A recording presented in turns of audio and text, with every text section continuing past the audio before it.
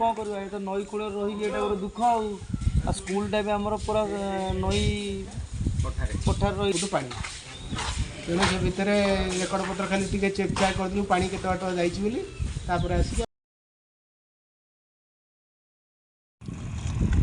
नमस्कार मु CRCC Pratap Kumar Behera Tiramal cluster Jatni block Khordha डिस्ट्रिक्टर तेणु मुझे आपको जनईदेवा चाहूँगी मोर गोटे स्कूल सरकारी प्राथमिक विद्यालय पांड्याबिली आज संपूर्ण भाव में दया नदीर गर्भ मध्य रही आपको देखा चाहिए मुझे स्कूल को विजिट करने को आसी स्कूल रे बर्तमान 5 फुट्र पानी भर्ती होगी अच्छी पिला माने कहीं ना समस्ते बंध उपर अच्छा शिक्षक मत फोन कले जे पानी प्रबल होती तेणु आप आसतु विजिट करके जी आ तो मुझे विजिट करने को आसी आपण देखिए जे मत नदीटा को पारी होकर जाऊँ पड़ो गोटे बोट अच्छी गोटे बोट्रे प्राय 7-8 जन जाऊ से बोट आसिक पहुँचला सेपटू मत यही बोट्रे जावाक पड़ो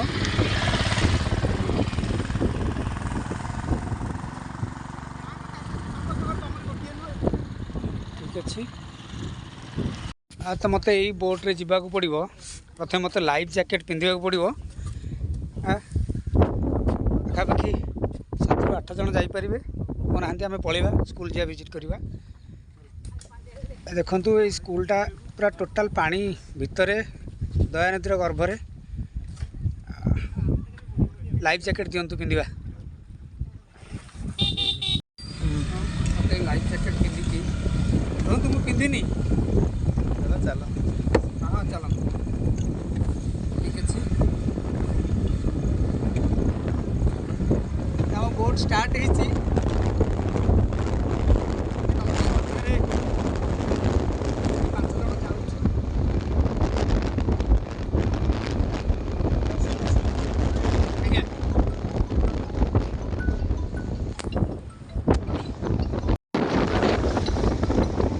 बोटी आमर मझे प्रबल पानी देखु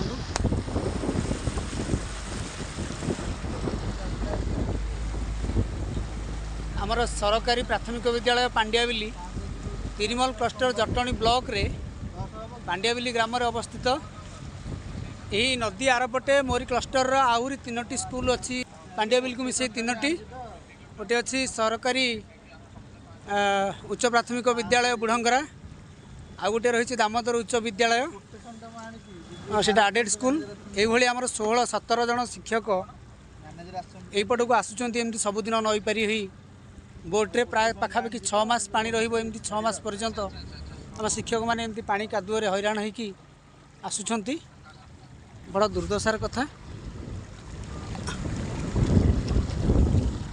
बोट आसी एपट लगिला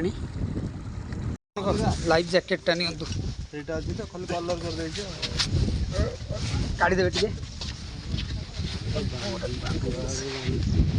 पानी की भारी भय मते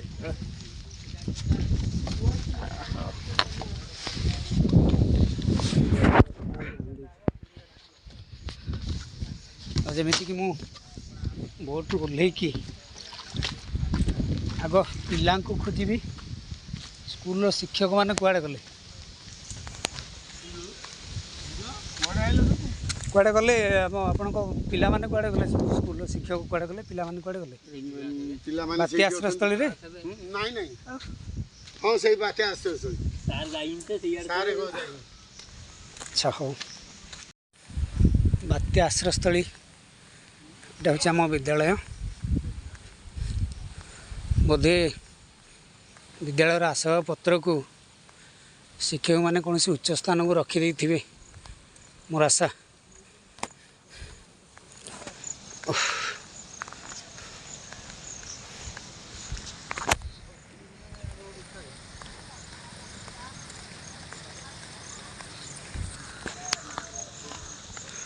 बड़ विपद संकुल अवस्था आम विद्यालय रही पाखापाखि 3 मास आम पिलांकर पाठपढ़ा एमती व्याहत हुए वर्षा दिने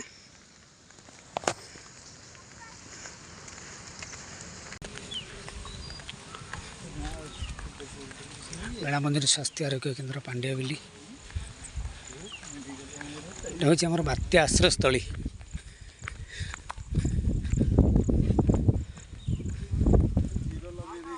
ଏଠି ପିଲା କେମିତି ପଢ଼ିବେ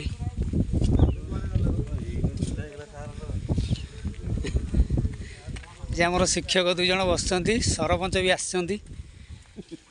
କ'ଣ ସରପଞ୍ଚ କହିବେ କ'ଣ କହିବା ବର୍ତ୍ତମାନ ପାଣ୍ଡିଆବିଲିର ହାଲତ କ'ଣ? ବର୍ତ୍ତମାନ ସ୍କୁଲ ତ ଆପଣମାନେ ଦେଖୁଥିବେ ପାଣି ଘେରରେ, ଯେଉଁଥିପାଇଁ ବର୍ତ୍ତମାନ ଯେଉଁ ଆମର ବାତ୍ୟା ଆଶ୍ରୟସ୍ଥଳୀ ସେଇଠୁ କାଲିଠୁ ପାଠପଢ଼ା ଆରମ୍ଭ ହେବ। ଆଜି ପିଲାମାନଙ୍କର ଛୁଟି। ଆଜି ଛୁଟି, ଆଉ କ'ଣ କରିବା, ଏ ତ ନଈ କୂଳରେ ରହିକି ଏଇଟା ଗୋଟେ ଦୁଃଖ। ଆଉ ସ୍କୁଲଟା ବି ଆମର ପୁରା ନଈ ପଠାରେ ରହିଯାଉଛି। ତେଣୁକରି ଯଦି ଆଉ କେଉଁ ଜାଗାକୁ ସ୍ଥାନାନ୍ତର କରାଯାଆନ୍ତା ସ୍କୁଲଟା ଭଲ ହୁଅନ୍ତା। ଆରଥର ଏଡିଏମ୍ ସାର୍ ଯେ ତତ୍କାଳୀନ ଏଡିଏମ୍ ଥିଲେ, ସେ ଆସିଥିଲେ କହିଥିଲେ ମଧ୍ୟ, କିନ୍ତୁ ତାପରେ କିଛି ହେଲାନି, ସେମିତି ହେଇକି ରହିଛି। ଇଏ ହେଉଛନ୍ତି ଆମର ବେଣାପଞ୍ଜେରୀ ପଞ୍ଚାୟତର ସରପଞ୍ଚ ମହୋଦୟ ଶାହା ଜାଫର ଅଲି, ପ୍ରଧାନ ଶିକ୍ଷକ ବସିଛନ୍ତି। କ'ଣ ସାର୍ ଖବର କୁହନ୍ତୁ? ଗତକାଲିଠାରୁ ଆମେ ସବୁ ବର୍ଷ ଏମିତି ବନ୍ୟା ପୂର୍ବରୁ ପ୍ରସ୍ତୁତି ହେଉଛୁ। ଜିନିଷପତ୍ର ରେକର୍ଡ଼ ପତ୍ର ସବୁ ତାଜା ଉପରେ ରଖୁଛୁ। ଗତକାଲି ଆମେ ସବୁ ଖୋଳାଖୋଳି କରିକି ଯାଇଥିଲୁ। ଆଜି ସକାଳୁ ଆସିଲା ଆସିକି ଆଉ ସ୍କୁଲ ଘର ଭିତରେ 3 ଫୁଟ ପାଣି। ତେଣୁ ସେ ଭିତରେ ରେକର୍ଡ଼ ପତ୍ର ଖାଲି ଟିକେ ଚେକ୍ ଚାକ୍ କରିଦେଲୁ ପାଣି କେତେ ବାଟ ଯାଇଛି ବୋଲି। ତାପରେ ଆସିକି ଆମେ ଏଠି ବାତ୍ୟା ଆଶ୍ରୟସ୍ଥଳୀ ଏଠି ବସିଛୁ। ଆଉ ଇଏ ଆମର ଆଉ ଜଣେ ଶିକ୍ଷକ ଏଠି ବସିଛନ୍ତି, ପ୍ରକାଶ ଚନ୍ଦ୍ର ସାମନ୍ତରାୟ। କାଲି ପିଲା ଆଜି ଆସିବେନି? ଆଜି ଆଉ ଆଜି ଆସିଥିଲେ ଆମେ ମନା କରିଦେଲୁ, କାହିଁକିନା ଜନ୍ତୁଜୁନ୍ତା ଆସୁଛନ୍ତି। ପିଲା ଆସିଥିଲେ ଆମେ ମନା କରିଦେଲୁ, କାରଣ ଜନ୍ତୁଜୁନ୍ତା ପାଣିରେ ଭାସିକି ଆସୁଛନ୍ତି। ଅଫିସରଙ୍କ ପରାମର୍ଶ ନେଇକି ଯାହା କରିବୁ। ଆପଣଙ୍କଠୁ ଖବର ପାଇଲା ପରେ ମୁଁ ସାଙ୍ଗେ ସାଙ୍ଗେ ବିଓ ମ୍ୟାଡ଼ାମଙ୍କୁ ଜଣାଇଥିଲି।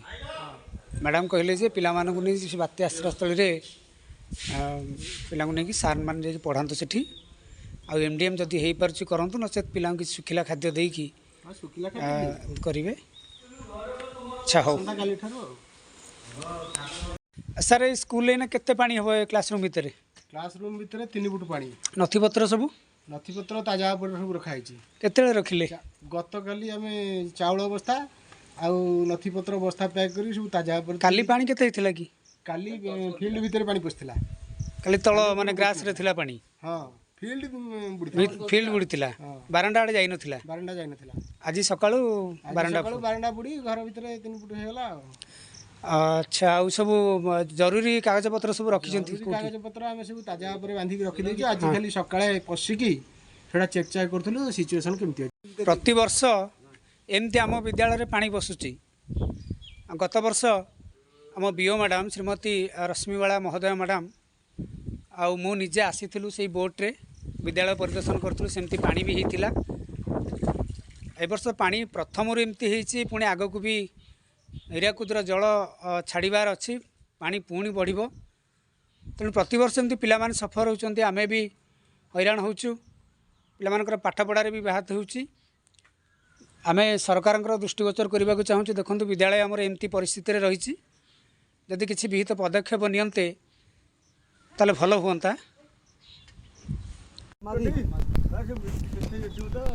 ସମାଧି ବୁଡ଼ିନି।